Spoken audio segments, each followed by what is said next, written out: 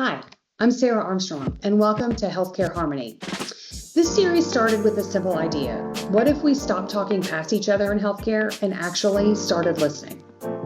In every episode, I sit down with some of the brightest minds across the industry, not just to talk about technology or process, but to talk about what really matters. Building trust, driving real change, and finding the common ground between payers and providers. We've had some laughs, we've had some truth bombs, we've even thrown the script out from time to time. But most of all, we've had real conversations, the kind that moves things forward. So if you're tired of the blame game and ready to build something better, come and join us. This is Healthcare Harmony. Hi, everyone. Sarah Armstrong here, and you are listening to Healthcare Harmony. Today's guest is someone who brings heart, grit, and clarity to everything she touches. She's the president of RevSpring, my friend, Nicole Rogas. Nicole and I go way back, and in this episode, we talk about the evolution of payer-provider dynamics, what it really means to lead with empathy, and why putting people before process and technology is more than just a philosophy, it's a discipline. We also talk cheer squads, fundraising, and how being a youth football board member shapes how she shows up in the boardroom. It's a wide-ranging, heartfelt conversation that I really think you're going to enjoy. Let's get into it.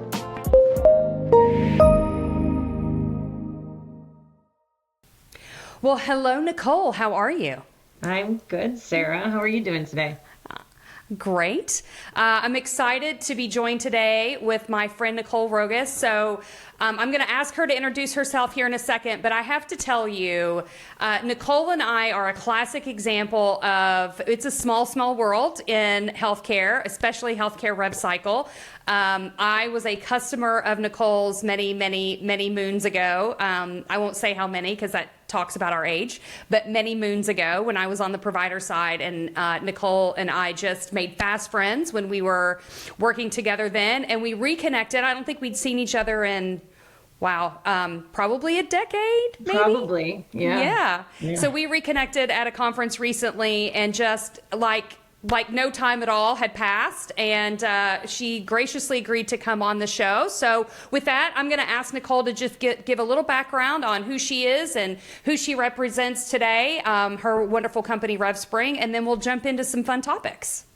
Awesome. Thanks, Sarah. And yes, it was so great. Just like no time had passed at all, actually. And it's just amazing to be back in revenue cycles. So Nicole Rogas, I'm the president of RevSpring now. I've been with this organization about 7 months, but really back to my good home roots in many ways. I'm joined here at RevSpring by several other executives and leaders in this business who I was with as I started my journey in healthcare IT. And yes, Sarah, I'm going to say it, 23 years ago. I know. So.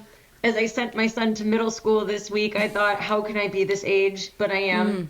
And so there's quite a few of us here that this is our second journey together to make a real impact in the revenue cycle and in healthcare technology overall. But my entire career has been in this space, whether it be in healthcare operations or in revenue cycle, always software to provide, operational efficiency and ROI back to our provider clients.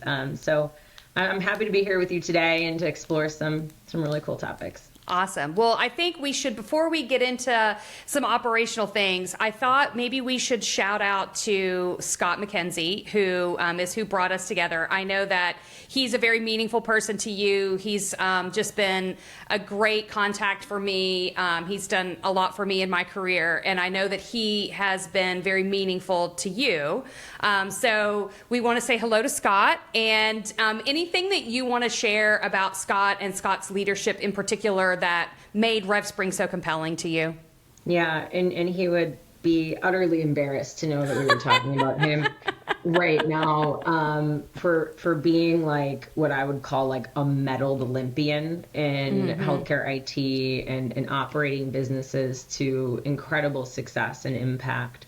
I met him probably 15 or 20 years ago, and he was incredibly influential. I was at Passport Health. That was a business that eventually became Experian Health. And at that time, he came in and showed that you can drive accountability in a company, and you can drive high performance culture where everybody is driving toward the same goal, and you can do that while also putting the client at the absolute center of every single thing we do.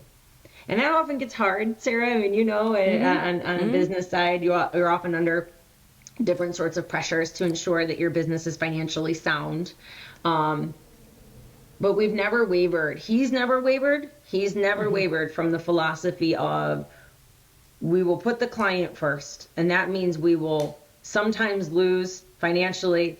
But in the end of the day, that relationship and that trust that we're creating with our clients will carry us forward. And that impact sat with me my entire career. And it's something that's been at my core.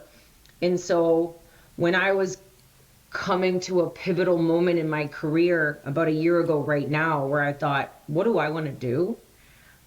He was the first person I called and had a conversation with. And I realized like nothing has changed. And somehow I found my way back here with him. Yeah, so, that's awesome. He is consistent in the truest form. Yeah, that's so great to hear. I obviously have so much respect for Scott, and he's been a good friend to me. And to me, he just illustrates how to do doing the right thing is always the right thing. You know what I mean? And whether that's how you take care of your customers, how you take care of your people, all of those things. And I think there's a lot to be learned about how he approaches just work in general in all of healthcare. So, all right, we'll move on from Scott, and hopefully we don't embarrass him too much. But I'm sure we will.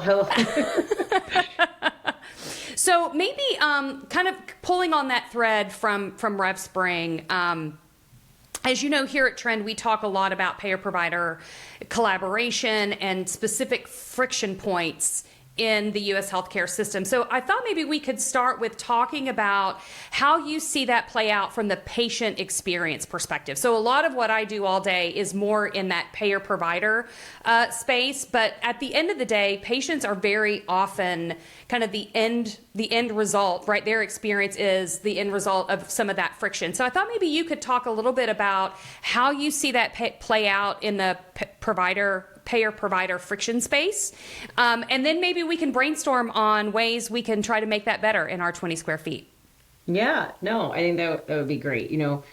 I've spent most of my career working in provider technology and on the provider side. And in the last few years, it became, as you've seen, incredibly important that we understand both sides of the coin, right? The two-sided coin of payers and providers. And what I really began to witness is there is an exchange of data between a payer and provider, but that's about all it is, right? I think there's never a lot of context shared. You might exchange claims data or remit data, or you might have just a data exchange, but you don't have any context. You don't have any context with that data at all, and you don't necessarily on the provider side. You begin to learn about your patients, right? There's companies like RevSpring who spend incredible amounts of time honing in our data and our insights and helping our providers drive unique engagement strategies with their patients, meeting them where they are. What kind of mechanisms do I, Nicole Rogas, or you, Sarah Armstrong, respond the best to? Continuously learning and evolving, delivering data, bringing patients into your system, allowing them to pay their bills, allowing them to pay their bills on a plan that they can afford, know me, the patient. Providers have done that today. Payers are working on member engagement that in the same way. I'm going to have a price transparency on my website. I'm going to help my member understand which providers are in network and which aren't. I'm going to offer them the ability to see their costs. I'm going to offer them the ability in some instances to schedule or make a payment. But why aren't we putting the member patient here and sharing those preferences and sharing the engagement strategies that work, or sharing cost transparency and putting the patient member at the center? Same way we talk about putting the client at the center, what we do at RevSpring. Why aren't we doing that? And I think, Sarah, I'd love your perspective too. I don't know. It's going to be a shift to get us there, but just shifting payer and provider to an actual partnership everybody would win. And I just think today it's not that way. Yeah. We got to start somewhere. Yeah, I love where you're going with that. I mean, I think we have dissolved into, to your point, data exchange, or I would even say just it's very transactional, right? Exactly. And it's very transactional, and obviously it happens at scale, right? So like the millions of transactions and elements of data that are being exchanged between payers and providers on a daily basis is mind blowing. And all the different spots in the revenue cycle where that occurs is also mind blowing. Mind boggling. Yeah, it's just crazy. But I agree with you. Like somewhere along the line, we've just gotten away from humanity, and I think that my concern is that AI is actually going to make some of that worse instead of better, because the interaction between, to your point, the interaction between the payer and the provider with the patient/member in the center is so important. And from my point of view, one of the things that I would love is to just get us all using the same language, right? So to your point, we on the provider side, people on the provider side use the word patient. The payers use the word member. And so that therein lies like the root of the issue. On the provider side, we talk about rev cycle. On the payer side, we talk about payment integrity. It's all, a lot of it, once you kind of understand both sides, you can do the crosswalk in your head about what people are talking about. But if you don't know, you don't know, right? And so I completely agree with you. And if you say the wrong word to the wrong, end, it's immediately like you've just decredentialed yourself because you don't understand their space, right? Yeah, that's exactly right. And I completely agree with you. Back in the day when I worked at a health system, TriHealth, I got the pleasure of I sat on a committee where they actually had like a patient advisory committee, and we would meet once a month, and we would buy these people dinner, and we would sit in a conference room, and we would ask them, like, how do you want to be engaged with, right? Like, and the answer is, to your point, they need it a lot of different ways, because the patient in some situations isn't the person that's even managing their care. It's a caregiver, it's a family member, it's a what. So even when you ask the patient, like, how do you want to pay your bill? Well, one person in that encounter may want to be able to write a check and drop it off, put it in the mail. One person, people do that. One person, if it's their child or somebody else, a caregiver, they may want to use an online portal. So even in that scenario, I think it's really hard to find a path that works for everybody. And we just have to be more open-minded and flexible, in my opinion.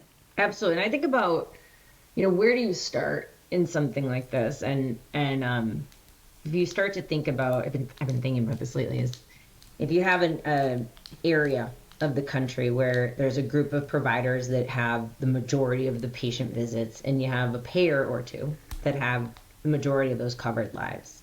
Mm-hmm. How do you bring this together and sort of test out this sharing of data and communicate, like start something simple, what you just talked about, communication preferences, right? How do you want to be communicated with? Every one of us wants to know if our provider is in or out of network. We all want to know that if we received care for that service at this outpatient clinic versus the hospital setting, that it's going to cost us less out of pocket. So if you can help route me to say, you have an authorization for this CT or whatever, pick anything, Nicole. But if you serve up the location of care that's going to cost me less out of pocket, but still protect the quality of the care I get. If you could just communicate with me and help me understand my benefits just a little bit more. Yeah. The provider wins, the patient comes back, they have a great clinical experience, they have a great financial experience. The payer wins, lower cost of care setting. The patient understands the brand of their payer and believes that their payer was trustworthy and guiding them along the way. I mean, this is a little bit like airy, but the truth is, if you could do that in just tiny little use cases, I think we'll start to chip away at the problem.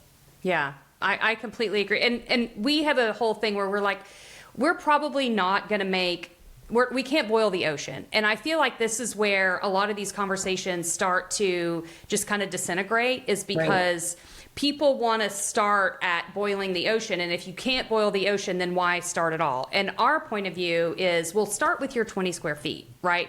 Start with something small, and just like, we didn't get here overnight. We got here over 2 decades, right? So we're not going to fix it any faster than that. but to your point, if we come with the right spirit to these conversations, I feel like that really makes a big difference. And what I see is a big failure point is that people kind of like put their boxing gloves on every time they walk into a room to start to have these conversations. And so like, you're kind of over before you've even started, because boxing gloves shouldn't be in the room, right? We should all be working toward the same thing. So exactly, completely agree with you. Yeah, it's back to that partnership point. Yeah, totally. But you have to have trust before you have partnership, right? When there's no trust, that's right, it doesn't work. So that's exactly right. And so on that note, like, if you had a billboard, I like to ask this question. I'm a big Tim Ferriss fan, and he wrote these books that are like these compilations. And one of the questions that he asks is, if you could have a billboard that everyone would see, what would it say? So I'll ask you, Nicole, if you could have a billboard in every payer and provider that every payer and provider would see when they go into work every day, what would it say? Oh my gosh, you're putting me right on the spot. I know, right on the spot. And I am not the most concise person on the planet. So something about stop worrying about yourself. Oh, I like it. And worry about the problem. Like, come at it with empathy. Come at things with empathy and perspective. What are we trying to do? And so something like, if we're talking about payer and provider, you know, better outcomes, you know, healthier people financially, healthier people clinically, when we come together, right? There's something in the realm of like, put your own behind you for a minute and try to collaborate. And so I would need somebody really good to make that into like one billboard sentence, but something about that. Yeah, I love that. I mean, it's kind of like, I always can tell sometimes when I go to dinner with people if they've never been a server, right? Yeah, like, and when you have actually been a server in a restaurant and waited tables, like, it changes your perspective of when you are now the customer. And I feel like there's a little bit of a walk a mile kind of scenario that needs to happen in this world, in the U.S. healthcare system, where we've got these deeply, like, just so deeply entrenched. And if people could like walk a mile in the other person's shoes, it's like, you know, we used to say the same thing when I was on the provider side, like, the people on the back end need to know what it's like to have a patient sitting right in front of you in registration, right? And the people in registration need to know what it's like to be on the phone with the payer on the back end, because it changes how you think about it, right? I mean, it is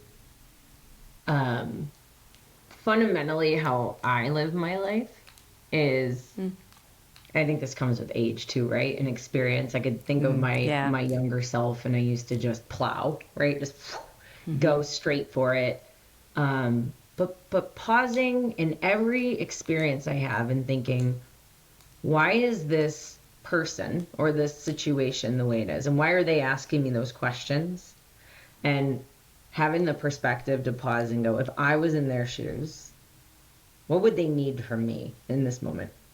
Right? And I do believe that in every circumstance, professionally and personally, when you do that and you try to slow your judgment and understand where the other person is coming from, there's always an answer.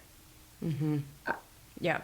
In every situation, there's always an answer. And I think with payers and providers, or with businesses in general, if you just think about it that way, there is always a middle ground.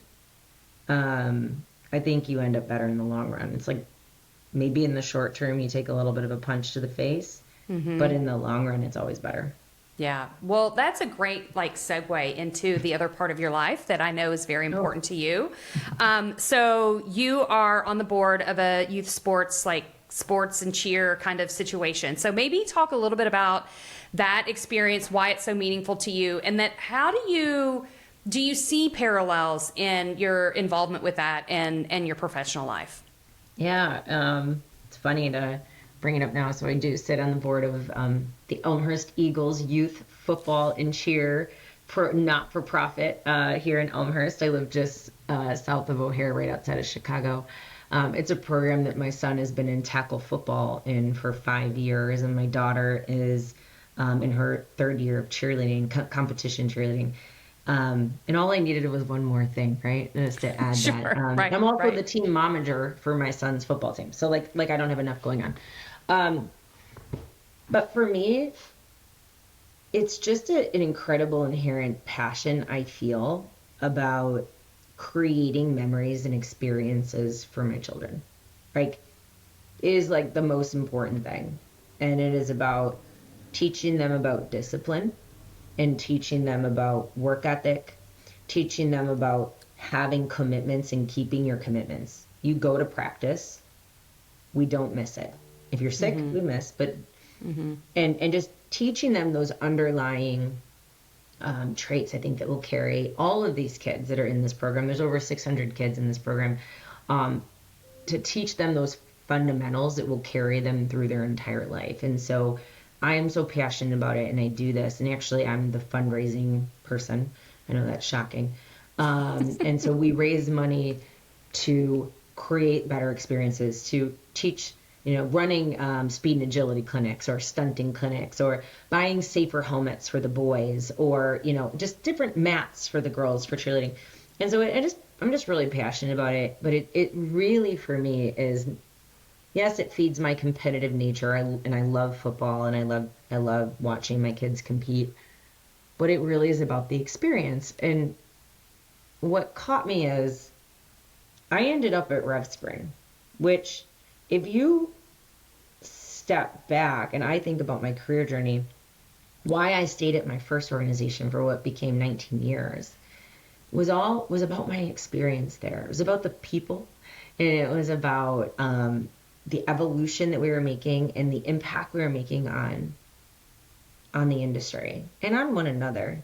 And I found my way now working with folks again who I know are passionate about experience, and I know that we're trying to make an impact, and we're in a business about creating experiences for patients and members. But, I'll just say people. For people, And, yeah. I'm fascinated by the data that Rev Springer, or any company that is similar to us, has on people. And if we are committed to continuously learning and having perspective and putting the experience of the patient or the client in the center, the same reason why I do this for the Elmhurst Eagles is about the kids, this is about the patient, we will make impacts in people's lives. We will remove the stress of a lack of affordability for a patient that's going through a very, very challenging diagnosis journey. We can take the busy working mom and put the explanation in my hand in my phone and allow me to make my appointment and pay my bill and set up my payment plan and confirm my appointment, or right here while I'm standing on the side of the field. And so I just think, like, it's so connected, and I didn't fully realize it until the last few months, where I was like, why do I love my job now? Why do I love what I'm doing at work and at home? It's the same thing for me. It's just about, like, leaving this thing better and leaving the kids better than they would have been otherwise, Yeah. And I can talk about it for hours. No, I love it. I mean, I think it's so great. And, obviously we all are parents, and we have to make decisions a lot about how we spend our time. And I love that you're creating the capacity for yourself to do all those amazing things with your kids. and other people's kids, right? And probably they will be much, much, much older before they even realize all the things that you had to do in order to make that work. But I think it's amazing. And it's so interesting to me because I feel like if you got a random person, any random person on the call with us and said, do you want to make things better? Do you want to improve the patient experience? Do you want to remove friction in U.S. healthcare? I think 99.97% of everyone that we would meet on the street would say yes. So where do you think this starts to break down? Like, do you think there's like a hard truth about the system that we need to, that we need to talk about, or we need to recognize that we just aren't? But, like, where do we take this intention and bring it to action? I might say something that's unfavorable, but the truth is it'll never be fully solved because at the end of the day, cash is king. Yeah. At the end of the day, public businesses have an obligation to their shareholders. Private businesses have an obligation to their owners. And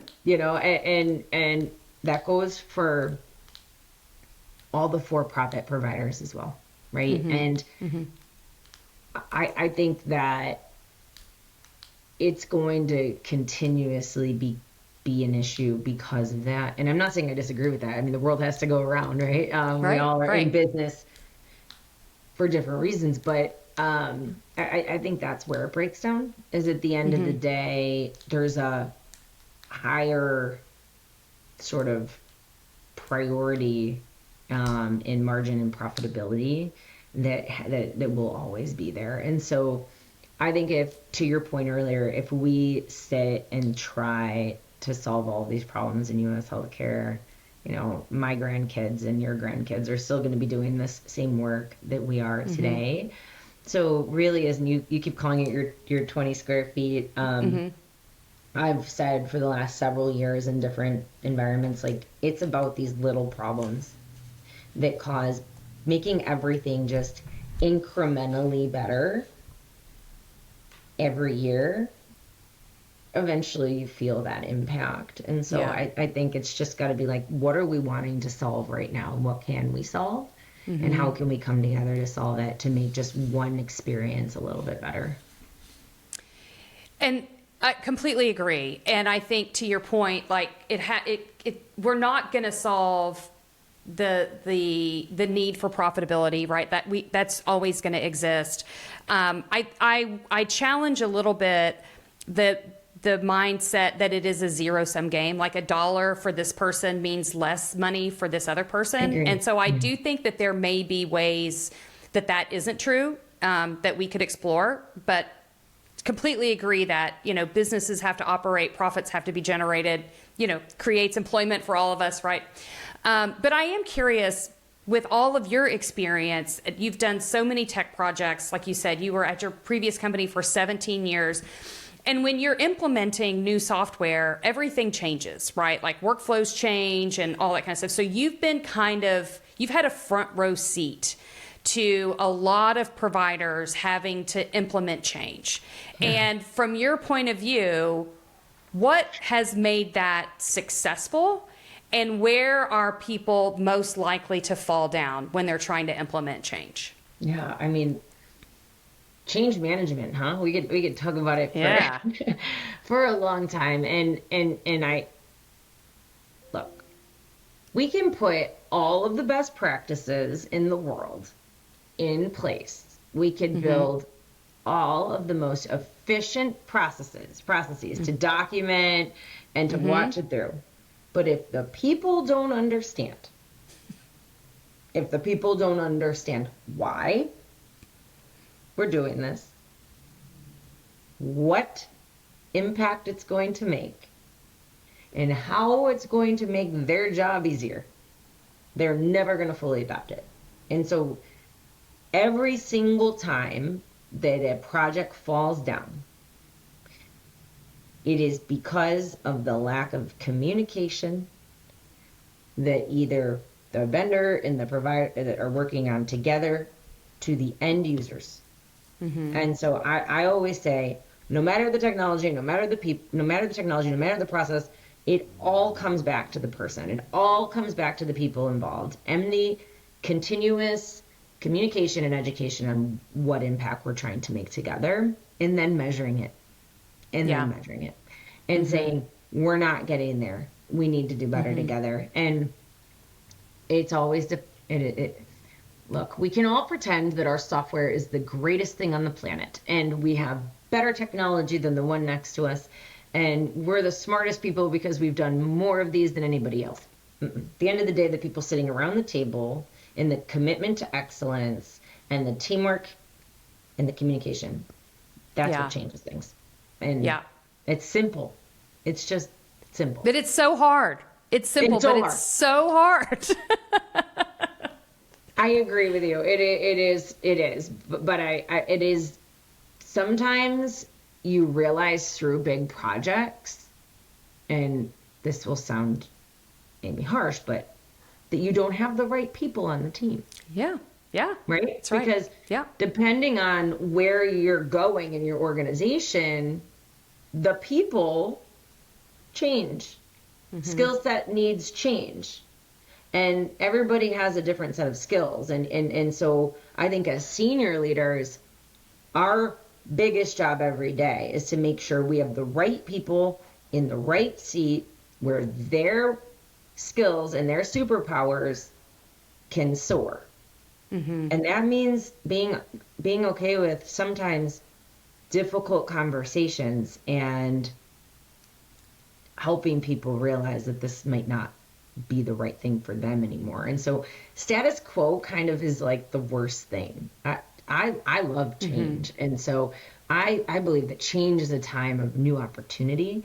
And so I think that's just part of it too. So many people just get really comfortable in what they're doing. Yeah. It's funny to me because I feel like we've kind of gone full circle in this whole conversation, because we started talking about putting the patient/member in the center and providing context and it being more relational and less transactional. And now here we are talking about change management, and it's back to like having a conversation and making sure people understand the context. And you're so right. You're so right. And I know that in the course of my career, I have been very guilty of making my to-do lists. And if talking to people, like that seems like that was like a waste of my time. Like I didn't want to take time to do that because I had all these other things that needed to get done. And, there's just no substitute for taking the time to engage with people and like meeting them where they are, right? And moving them through the process. Do you maybe have a little words of wisdom for anyone that may be listening today that is at the beginning stages of their career, that you're like, hey, you're going to be tempted maybe to do these things, right? You kind of talked about the early days, Nicole, who would, kind of plow through, which I totally identify with. Do you have any words of wisdom for someone that is maybe in those early stages of their career and how they could maybe jumpstart to the more experienced executive viewpoint? Yes. You had me thinking about me my first 10 years. First have perspective. And it's really hard to do when you're 22, 23 years old, you're coming out of college, you're hungry, you're like, I'm going to go get my career going. And you're obviously in many instances probably much more technology savvy than some other generations in the workforce, right? So you're going to come in, you're going to have a different perspective. So I would say, one, hone your drive, but respect the experience. And so having experience will actually, it's not like you get smarter as you get older. You've just seen more things, right? You've seen more things, and you get wiser, and you kind of know like how things are going to play out. So I would say as young people coming into their career, find the folks who've been working out in that company or that space for 20 years, 30 years, and make the time. Have a conversation. Form that sort of bonding or a mentorship. And oftentimes it can go both ways. So you can actually then impact and influence each other versus it just being a one-way street. So I would say first, remember that. And then secondarily, becoming an executive or getting to senior leadership,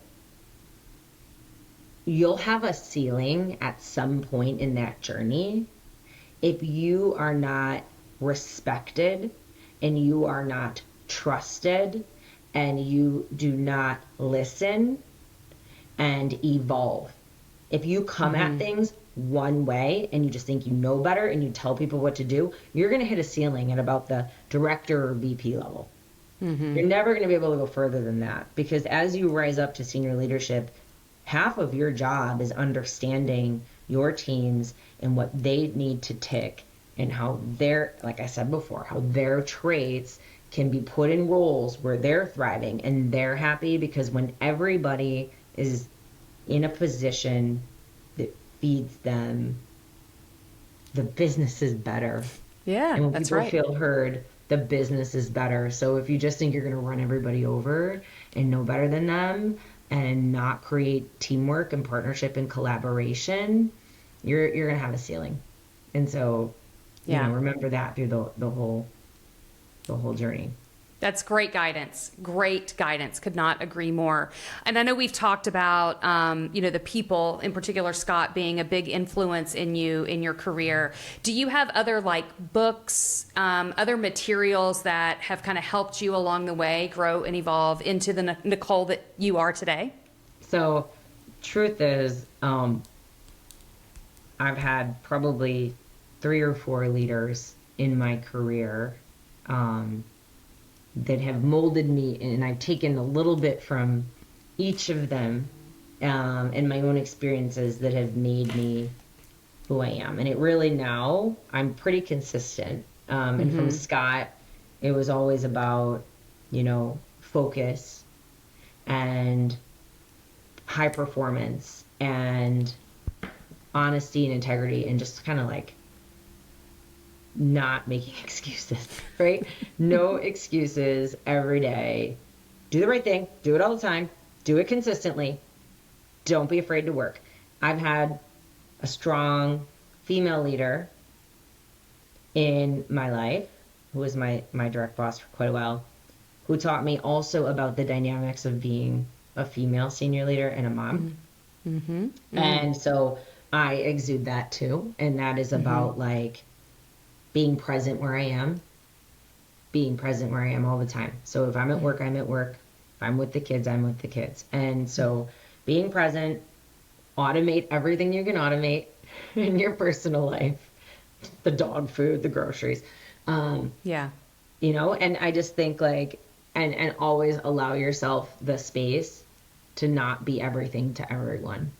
Right. And I think those principles, it's always been from leaders. I read, I like Simon Sinek. I love the idea of sort of purpose-based leadership or servant leadership. But I really think at the end of the day, it just comes down to just being really focused on what you're doing and true to who you are, and giving yourself permission to not do it all.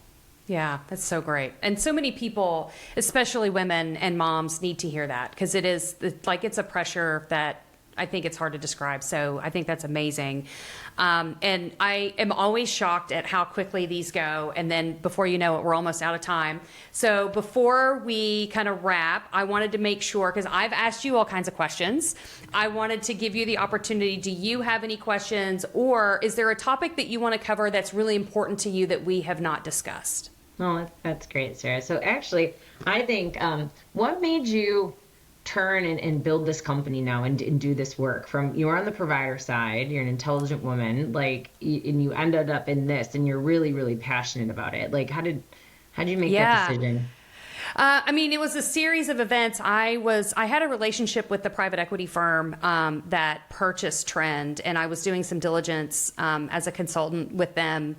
And the short answer is I just kind of fell in love with them. I fell in love with the Trend team. I fell in love with how dedicated they were, and their heart. They just came to the table every day with their heart and soul, and they left it all on the field.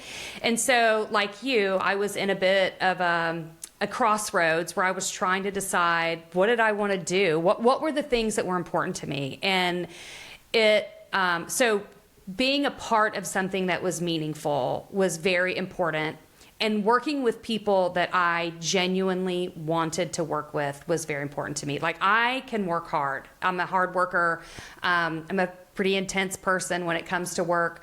But working in a place where it was hard to work was something I was very cautiously trying to avoid. And so I fell in love with the trend people first, no question.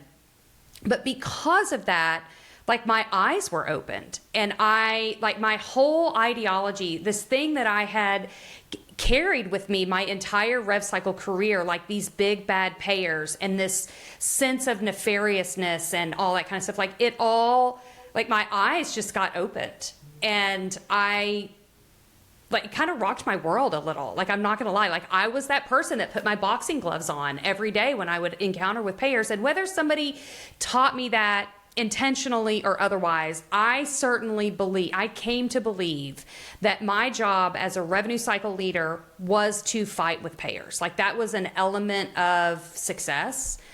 And so when I met the payers and I met the people on the other side, I'm like, oh my gosh, these are great people too. And it was one of those moments where I realized that I had so many misconceptions, and I had to first seek to understand before I could be understood. And to understand all the time. Yeah. I mean, it was, and so I am so passionate about it because I just feel like I know so many amazing people in Rev Cycle. I've been doing, I was doing it for 20 years. It's very complex. It's very hard work. And in my opinion, it's a little thankless, right? Like, people don't know how hard Rev Cycle leadership is. It's really hard. And so I just feel like if I could help these really, really good people understand how they may be not helping themselves out and they're making it harder on themselves versus easier, like, that to me is such meaningful work. Obviously, we want to reduce waste. We have big aspirations about really making an impact in the industry, and to your point about ultimately patients and patient experiences, because at the end of the day, we're all patients at some point, and we are all paying the price for all of this waste and inefficiency. Out of our checking accounts, whether that's through a premium, whatever that is. And so I just am very passionate about that. And I just feel like, gosh, I had such a strong reaction to it that I'm like, I got to get out there and tell more people. So that's what I'm trying to do. I love it. I love your passion. We should do this more often over cocktails or something. I love it. And I agree with you. You just want people to, like, pause and go, come on, we could do better. We could do better together. This is silly. So that's amazing. I love it. Yeah. Well, Nicole, I'm going to probably land the plane here a little bit and say I am so excited to see what all you're going to do over at RevSpring. You've got an amazing team. I know you, and I know a lot of the people over there, and the heart that they have for the patient experience is so genuine.